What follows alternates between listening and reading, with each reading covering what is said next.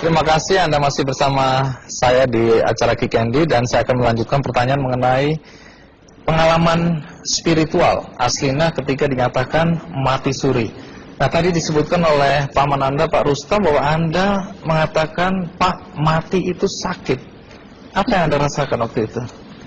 Rasa dada sesak, terus sakitnya tuh seperti ditusuk pedang, terus seperti kulit binatang Dikuliti gitu? dikuliti hidup-hidup. Sakit sekali waktu itu Sakit rasanya? sekali. Terus di dada saya terasa sesak. Setelah itu paman saya mengajar saya mengucap kalimat thayyibah, terus mengucap 25 syahadat, asyhadu an la ilaha illallah wa asyhadu anna muhammadar rasulullah. Apa betul waktu roh Anda itu dicabut dari kaki itu, Ya. Anda bisa melihat jasad Anda? Sempat saya melihat jasad saya pada waktu itu, tapi sebentar. Setelah itu saya dibawa pergi oleh 2 orang malaikat ini. Dan pada waktu itu saya ingin ketemu sama ayah saya. Kebetulan ayah saya sudah meninggal. Dan suatu ayah saya meninggal, dia berusia 55 tahun. Setelah saya ketemu di sana, dia tuh berusia muda. Kok muda? Berusia 17 sampai 20 saya perkira. Anda sempat ngobrol dengan ayah? Sempat. Apa yang Anda sampaikan?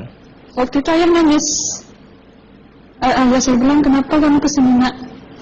Pulanglah. Di rumah tidak ada orang. Kasihan lihat ibumu dan adik-adikmu. Tidak ayah, janjiku sama Allah sudah sampai.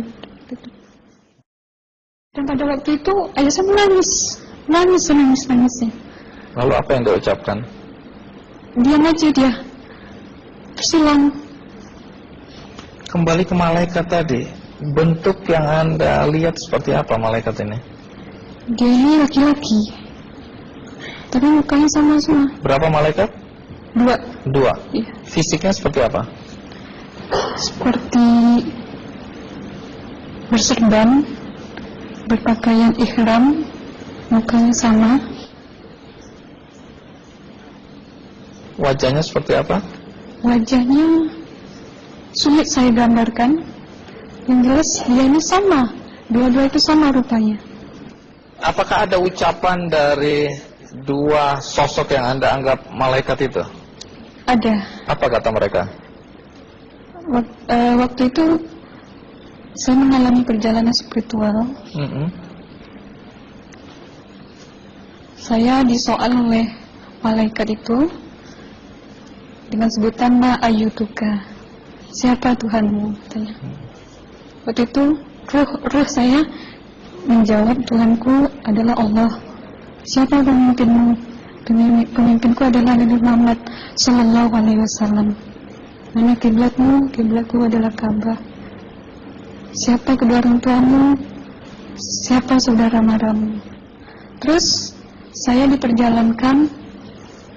Setelah itu kedua orang malaikat ini memimpin tangan saya, tangan kiri saya, membawa saya ke satu tempat, menduduki saya di sebuah kursi. Pada waktu itu kursinya tuh empuk, mungkin 8 busanya ya, cantik.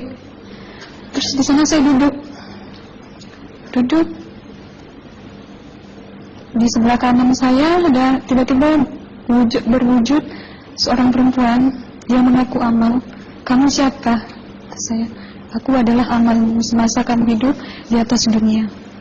Dan selama kamu di sini, saya akan menemanimu sampai yaumul akhir, itu katanya.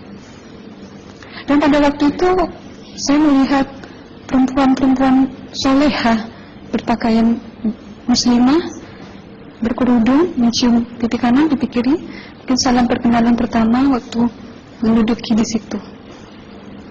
Setelah itu saya dihijrahkan lagi, dibawa oleh 2 orang malaikat ini lagi, melihat dosa-dosa besar ya. Di sana saya diperlihatkan ada seorang laki-laki memikul besi di bahunya. Saya perkirakan besi itu mungkin beratnya tuh berton kali ya, Berat sekali ya. berat sekali. Terus dia berjalan nggak sampai-sampai ke tujuannya, berlumuran darah nanah, baunya na'udzubillah misalnya. Bajunya tuh sobek-sobek. Waktu itu roh saya disaksikan oleh Amal. Saya tanya kepada Amal, roh tanya sama Amal, wahai Amalku, dosa apakah yang manusia ini lakukan sewaktu ia hidup di atas dunia? Amal menjawab pada waktu itu, sewaktu manusia ini di atas dunia, dia ini adalah menyantet orang, meneluh orang, sehingga dia berjalan nggak sampai yaumul akhir katanya. Yang kedua, saya melihat ada seorang laki-laki saling bunuh-membunuh. Sebentar kayak gitu lagi. Waktu itu, suatu manusia ini hidup di atas dunia, dia adalah seorang pembunuh, hingga dia tidak mau bertanggung jawab terhadap orang yang dibunuhnya. Terus yang ketiga, saya melihat ada seorang laki-laki dihujam kemaluannya pakai besi panas, timah panas itu ya, hingga menembus. Waktu itu roh bilang sama Amal, wahai Amalku, dosa apakah yang manusia ini hidup di atas dunia? Amal waktu itu menjawab, suatu manusia ini hidup di atas dunia, manusia ini adalah seorang perzina. Setelah itu saya melihat ada seorang laki-laki disebati oleh rotan. Rotan itu menyebati kulitnya tuh hingga lepas daging sama kulitnya. Itu yang mau menjawab, suatu manusia ini hidup di atas dunia, dia ini tidak pernah sholat Islam. Hingga waktu matinya pun dia tidak mengucap 2 kali syahadat. Dan pada waktu itu roh sama Amal sempat menghafiz Quran pada waktu itu dengan harapan supaya orang manusia yang Allah siksakan ini bisa terampuni dosanya. Jadi masih sempat waktu itu ya? Iya, roh sama Amal yang menghafiz Quran, bertahzim, bersalawat, baca ayat 1000 dinar, membaca Yasin. Tapi sayang,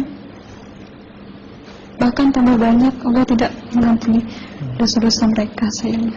Setelah itu, akhirnya yang terakhir kali berzikir.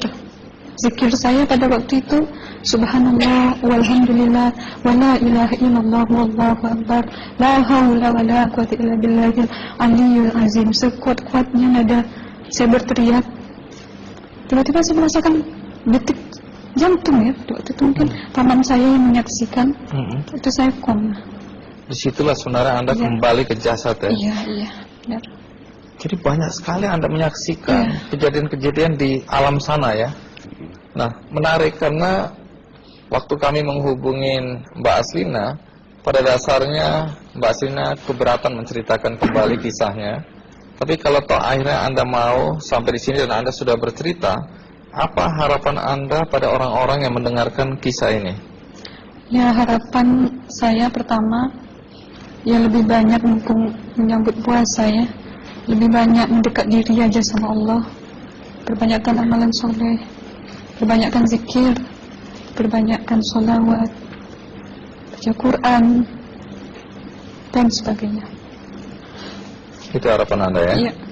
Baik, terima kasih Mbak Aslina ya, sudah datang dari Bengkalis.